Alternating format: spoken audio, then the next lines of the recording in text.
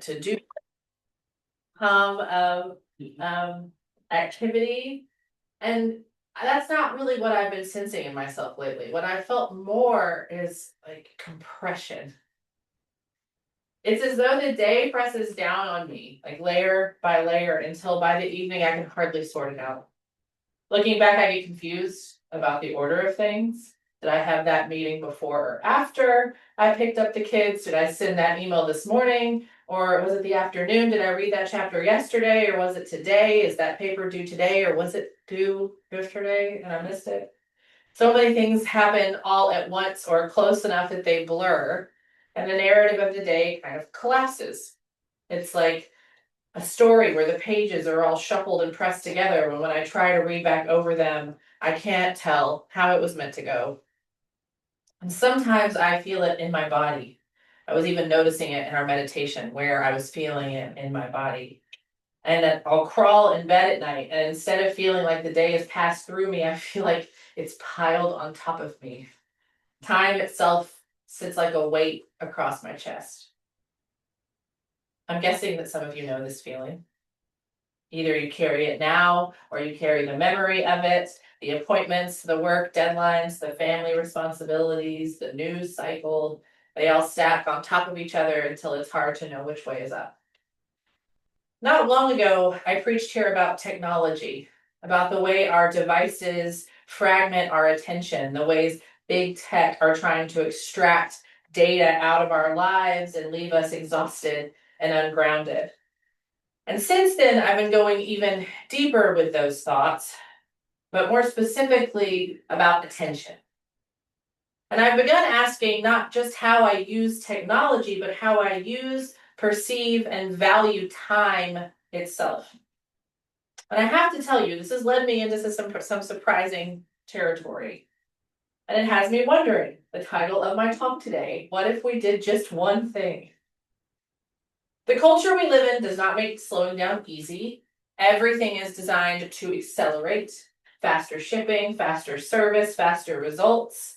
Each year brings a new tool, a new system, a new promise that we can shave off a few more seconds and wring out a little more productivity. And yes, there are benefits.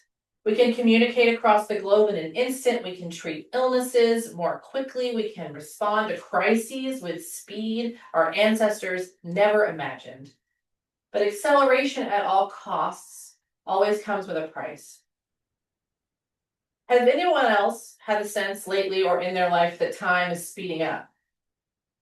Not just your schedule, but like time itself. The way weeks disappear, the way a season begins before the last one has ended. Sometimes I catch myself wondering, wasn't it just spring? Like, how did we already get here? Philosophers and sociologists have tried to name this strange sense that time no longer unfolds, it races.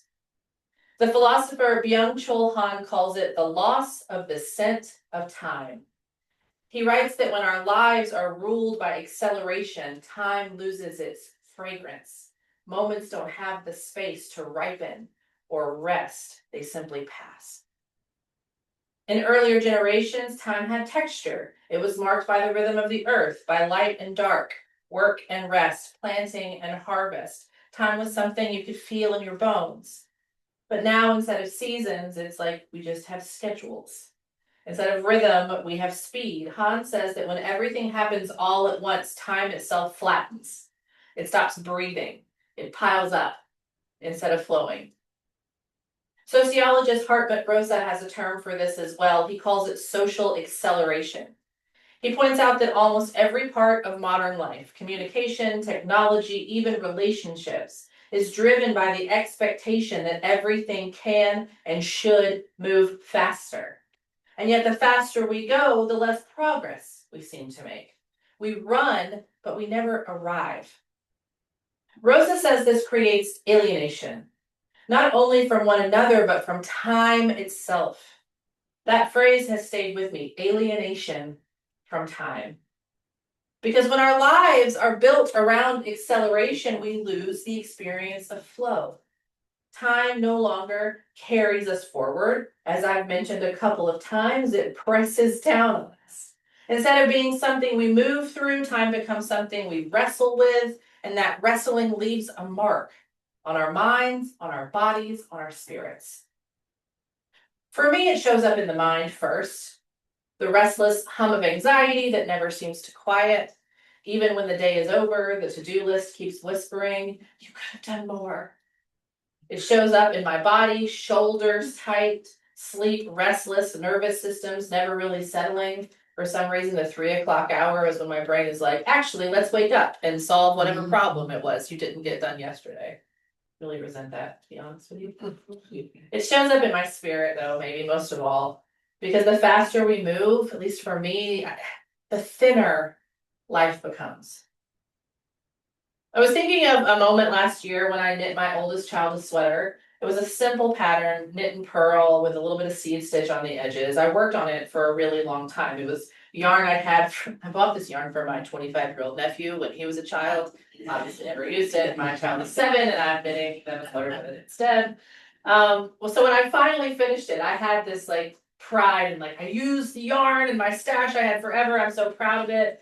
And I took a picture of it and I sent it to my best friend, waiting for her, like, oh wow, that's so, beautiful, or like, great job, or whatever. And she wrote back, I'm just sitting here laughing because when did you have time to knit a sweater? She's like, called me out. And at the time, I told her the truth with pride. I said, I'm never just doing one thing. If I'm watching TV, I'm knitting. If I'm walking the dog, I'm listening to a book. If I'm on the bus, I'm reading. And for a very long time, I've lived like that, proud that I could turn idle time into useful time, that I could stack activities like building blocks, proud that I never wasted a minute. But after years of living this way, something deep within me is shifting. I've realized that I don't want a life made up of overlapping half moments. I want to sink down into one thing at a time. I want depth, not just accomplishment. At first, multitasking felt like abundance, but slowly it became scarcity. Scarcity of presence, scarcity of joy, scarcity of meaning, scarcity of attention. And here is the truth. The things that grow scarce when we live at the pace of acceleration are not just luxuries, they are also the very things we hold sacred. Presence becomes scarce.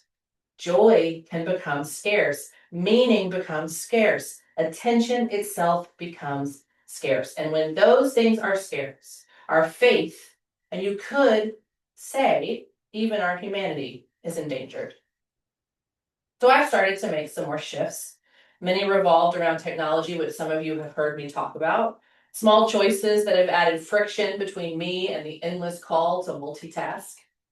And one of them felt like a really big deal for me. Maybe it won't seem like it was to you, but for me, this was a big one. And that was that I took off my Apple Watch. This is a big deal, you guys. Like, with someone who like is in school and has kids in school and then has a job with like Teams chats and all those things and email from like 3 different accounts, wearing that watch was how I felt like I could stay on top of everything. And when I took it off, at first it felt strange, like I was losing control. The watch had promised to keep me on track, but what it really did was remind me that I should always be somewhere else or doing something else or paying attention to something else, that I really just needed everyone to leave me alone. So I replaced it with a simple wristwatch. And this watch only tells me one thing, and that's the time. That's it. It's another thing about wearing the watch, something I didn't think about when I first put it on like 6 weeks ago. I used to wear just a watch, but it's been years. I've been wearing an Apple Watch forever. So I just set it. It's got a tiny little dial with tiny little, hands. And so I'm winding it, like watching my Apple Watch or my phone to see when the time is going to switch to the next one so I can lock it in and like set the time. And when I did that, I thought, it's not precise. Like there's no way for this to be precise.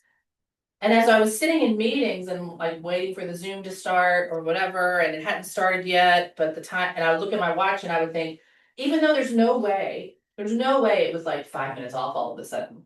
I didn't trust it because it wasn't my phone and it wasn't my Apple Watch. Suddenly time was no longer perfect, but I couldn't expect it to be perfect. So it taught me something I didn't know I needed to learn, that time doesn't have to be exact. It doesn't need to be mastered or optimized or held under control. It can be lived with some give, some looseness, some grace. So that small imperfection in this tiny little watch has become an invitation, a reminder that life itself is never precise, never flawless. It is lived in moments, and those moments don't need to line up perfectly to be real and holy. So this is why I've started what I call in my life a campaign of de-optimization. I'm trying to read a book and not do anything else, not let myself be interrupted. I'm sitting in the carpool line without scrolling through the news. That one's really hard. And sometimes it feels uncomfortable, just like for some of us when we sit in silent meditation together, because my brain is protesting. You could be using this time for something else. But truly, like, none of that is true. It is important. I don't need more minutes squeezed into a day. I need more life within the minutes I already have. And for me, I think that might be a little bit of what holiness feels like. So what if we did just one thing? What if worship became our sanctuary of presence, not a place to multitask or plan, but a place where time itself slows to the pace of prayer? What if our gatherings were different? Not just agendas to plow through, but spaces where one thing could matter at a time. What if in our own lives we began to treat attention as sacred, not with guilt, not with shame, but with a gentler discipline, to let one task, one person, one breath be enough? Our Unitarian Universalist values call us to this. The inherent worth and dignity of every person means we are not reducible to our productivity. Justice, equity, and compassion mean that people deserve our full attention, not our half attention. Respect for the interdependent web of existence reminds us that all of life is rooted in rhythms, cycles, and limits, not endless growth. When we orient our lives toward presence instead of productivity, we are saying this person matters. This meal matters. This breath matters. And I want to touch back on that interdependent web for just a moment as we are in this turning of the seasons. As a reminder, the earth teaches this too. In many earth-centered and indigenous traditions, the turning into fall is not a time for acceleration, but for gathering in, for slowing down, for preparing to rest. Leaves released from the trees, not because they have failed, but because the season requires it. The wisdom of the earth insists there is a time for abundance, and a time for letting go, a time for doing, and a time for simply being. When we remember this, our lives regain a rhythm that is cosmic, ancestral, holy.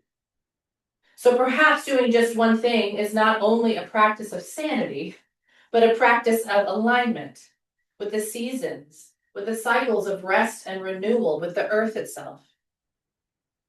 Imagine a culture shaped by that type of presence. Imagine children being raised to know that their worth isn't in how much they accomplish, but in who they are. Imagine us as busy, overloaded adults breathing a little deeper in a world like that. A world where the seasons turn without our effort, the earth still holds us when we pause, and there is sacredness in doing one thing well, one thing lovingly, one thing fully. When we practice this together, we reclaim our humanity, we align ourselves with the rhythms of the earth. We discover that attention itself is prayer. Friends, the world will always ask us to do more, faster, now. But the Spirit whispers, slow down. Do one thing. Let it be enough. Attention is love. Attention is prayer. Attention can be a path home to ourselves. And maybe when we live that way, when we let our attention rest fully on one thing at a time, we begin to restore what Byung-Chul Han says we've lost. Not time itself, but our capacity to inhabit it. My friends, when life moves too fast and the hours blur, may we remember that time is not empty. When rhythm and rest return, time deepens, it begins to breathe again. May we let the moments unfold rather than rush past. May we find fullness and texture and spirit in the ordinary turns of the day. This is the work of a spiritual life in an accelerated age. Not to flee time, but to sanctify it. to live so fully inside each moment that it stretches and expands and holds us. May time once again become something we can feel, wide and enough and alive, to contain meaning and joy and love. And may we ask again, what if we did just one thing? Maybe so.